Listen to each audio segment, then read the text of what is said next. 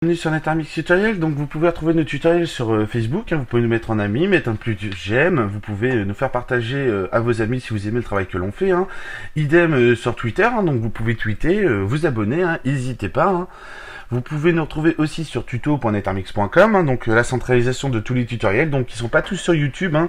Vous pouvez retrouver tous nos tutoriels sur tuto.netarmix.com.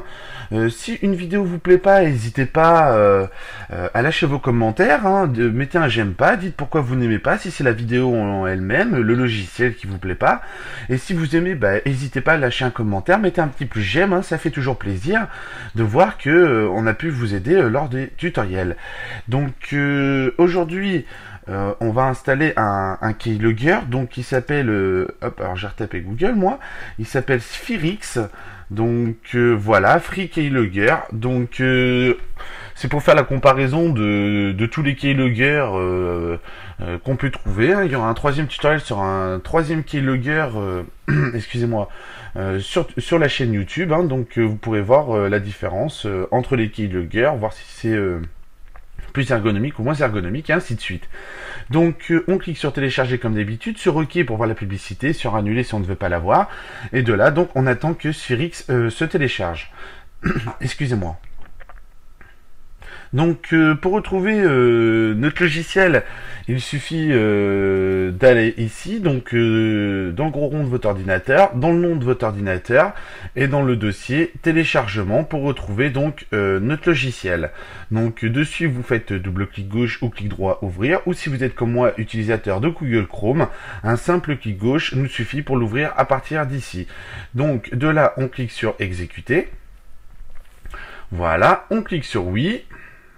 Donc moi je vais abaisser tout ça, voilà, donc l'installation de Spherix démarre, donc on clique sur Next, encore sur Next, et installe, donc ça va relativement vite, donc hop, on va pouvoir tester donc notre Spherix, donc très simplement.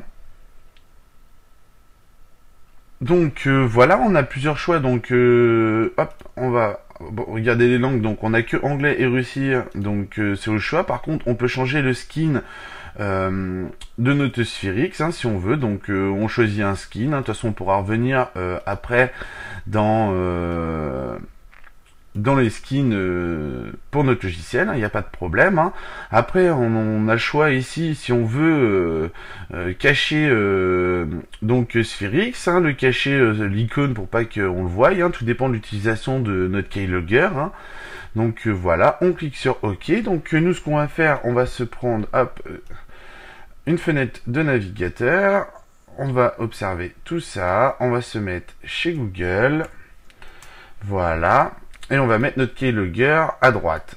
Donc voilà, donc là comme d'habitude, vous avez vu l'interface très simple, comme je disais, après un plantage de mon Camtasia, donc comme d'habitude, il a l'habitude de planter, donc on peut le mettre en mode hide, donc pour cacher, on peut le réduire si on veut, on peut le quitter si on veut, on peut aller sur le site de spherix.com, on peut voir les informations concernant notre logiciel, et on peut régler bien sûr notre logiciel, donc la barre qu'on a vue au démarrage de notre logiciel, donc on peut très bien régler les paramètres directement.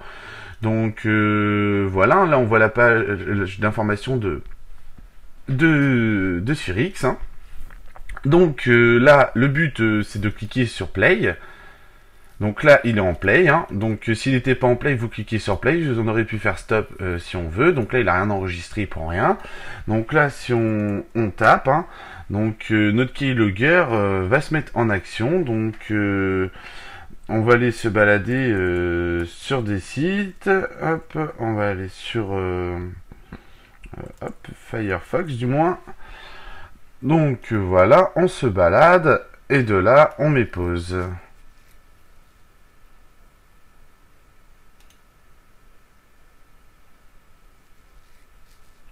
Donc notre Spherix enregistre les événements, donc vous voyez que là j'ai rien configuré, donc on va configurer. On va prendre, donc on peut prendre des screenshots si on veut. Donc là vous voyez que là on choisit maintenant, il a pris tous les screenshots, on voit bien qu'on était sur Firefox et ainsi de suite. On pourrait voir tout ce qui a été tapé dans le Chrome, donc Chrome, on voit le BC et ainsi de suite. Il a tout pris de A à Z. on peut voir aussi tout ce qu'il y a sur le clipboard, hein.